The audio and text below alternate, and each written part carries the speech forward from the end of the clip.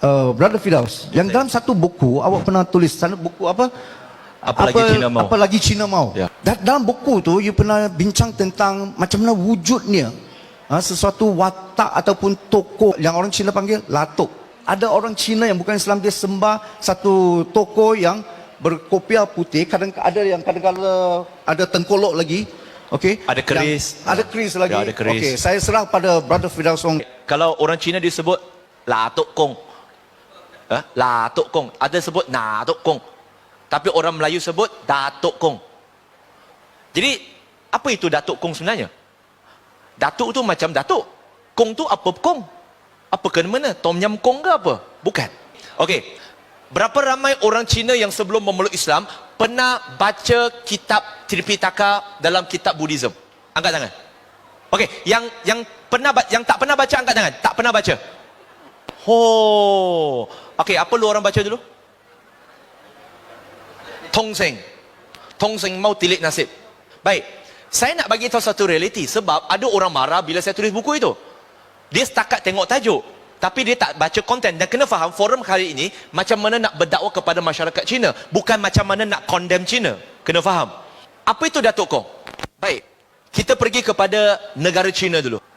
Sebelum orang Cina dia berhijrah ke tanah Melayu, mereka di sana mereka ada sembahan apa yang dipanggil sebagai Tu Ti Kong. Pernah dengar? Tou Ti Kong. Tuhan tanah. Tu Ti Kong ni dia macam kalau dalam orang Melayu dia ada percayakan setiap kawasan tu ada penunggu dia. Jadi masyarakat Cina mereka ada satu konsep, setiap kawasan tu dia ada penunggu dia. Dia masuk ada dewa dia, ada Tuhan dia. Dia macam abang long kawasan lah, senang. Ayanda. Begitu. District officer dia. Setiap kawasan tu. Jadi bila di China, mereka ada Tu Ti Kong. Dan bila mereka berhijrah ke tanah Melayu, Tu Ti Kong di sana tak boleh bawa ke sini. Sebab mereka tak ada visa dengan pasport nak masuk. Tak, itu contoh je. Jangan kata hina agama. Saya nak bagi kita mudah faham. Jadi, bila mereka datang ke tanah Melayu, mereka tak boleh bawa sekali Tu Ti Kong. Sebab Tu Ti Kong tu hanya di kawasan situ. Dia hanya ada power di kawasan situ. Jadi bila sampai sini, you see, ini juga antara fitrah manusia. Iaitu dia selalu rasa ada sesuatu yang lebih berkuasa daripada dia, yang dia nak sembah sesuatu. They want to worship something. Jadi bila sampai ke tanah Melayu, what should we worship? Dan waktu itu di tanah Melayu, dan benda ini tak ada kaitan dengan Islam, tetapi apa yang dilakukan oleh orang Melayu, macam apa yang terjadi di Pulau Besar Melaka, di mana makam-makam, kubur-kubur, mereka buat apa? Mereka jadikan sembahan. Jadi apa yang berlaku, mereka datang sini, mereka nampak orang Melayu, dia sembah apa yang dipanggil sebagai Datuk Keramat. Bukan Datuk Keramat kat Ampang tu. Jadi apa yang mereka buat? Mereka mengasimilisasikan, ini Melayu punya, ini tempat tuan tanah siapa? Apa salah? Tak berani cakap ke? Datuk Mufti sudah cakap. Ini tempat asalnya apa? Melayu. Tanah Melayu. Jadi bila Cina datang dulu, mereka pun tahu ini tanah Melayu. Jadi bila mereka datang sini, tanah Melayu, mereka tahu ini tanah Melayu, dia punya tuan tanah mesti Melayu. Yang kuat, yang ada power itu, deva itu pun mesti Melayu. Jadi mereka pun mau Cinakan sikit mah. Jadi mereka pun jadikan ambil Datuk Keramat, tapi dia tak ambil Keramat, dia ambil Datuk. Lepas tu Tu Ti Kong, Tu Ti Kong tu pun Datuk juga, Akong mah. Akong itu pun Datuk juga. Jadi dia tak apalah, kita win-win situation. Datuk campur Kong, Datuk Kong. Bila mereka nak sembah Datuk Kong, kebiasaannya kalau nampak yang patung-patung Datuk Kong ni, mereka pakai kopiah, pakai songkok, pakai tengkolok, lepas tu ada bulan, ada sabit, lepas tu dia ada keris. Bila mereka sembah Datuk Kong, mereka tak akan hidangkan arak, mereka tak akan hidangkan daging kinzeh. Tahu kenapa? Lu gila kah? Itu Melayu makan, mana ada makan ini semua?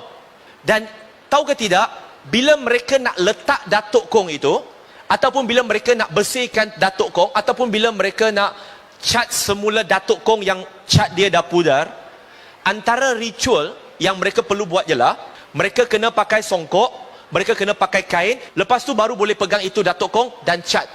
Antara Datuk Kong yang disembah di Malaysia yang sangat popular, yang ada di Banting, adalah Sultan Abdul Samad. Itu memang clear cut, Sultan Abdul Samad.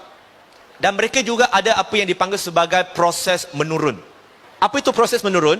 Perspektif mereka ialah seorang pengantara akan menyeru Datuk Kong itu untuk datang ke badan dia, supaya Datuk Kong ini dia boleh bantu mereka selesaikan masalah mereka dan sebagainya. Itu perspektif mereka. Perspektif Islam nak jawab senang. Kita percaya yang masuk tu adalah jin. Itu perspektif Islam untuk terangkan kepada orang Islam. Okey? Dan bila dia nak buat proses menurun, apa yang berlaku ialah orang yang nak buat proses menurun ini, dia kena pakai baju Melayu dan kena berpakaian seperti orang Melayu. Supaya Datuk Kong tu kenal itulah badan yang perlu dimasuk. Medium tu dia tak reti nak cakap bahasa Melayu. Pelat. Cakap bahasa Melayu pun tak boleh. Sudah masuk badan, itu Datuk Kong dah masuk badan, mereka akan Assalamualaikum. Dia punya penganut tu, yang sedang nak sembah Datuk Kong tu, yang selama ini tak nak berasimilisasi dalam Malaysia nak bercakap bahasa Melayu, sebab ini Datuk Kong bagi Assalamualaikum, semua pun Waalaikumsalam Datuk, Waalaikumsalam. Dia pun tiba-tiba pandai Waalaikumsalam. Kenapa saya berani cakap? Sebab semua ni ada video. Assalamualaikum.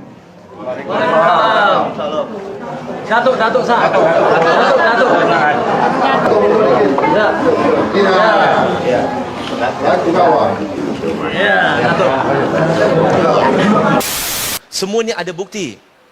Mereka nak kata saya hina agama Cina. Tak boleh, saya pun Cina juga. Tak. Mereka sebenarnya yang menghina diri sendiri kerana mereka sendiri tak faham. Bukan saya. Saya cuma menerangkan berdasarkan fakta. Itu saja.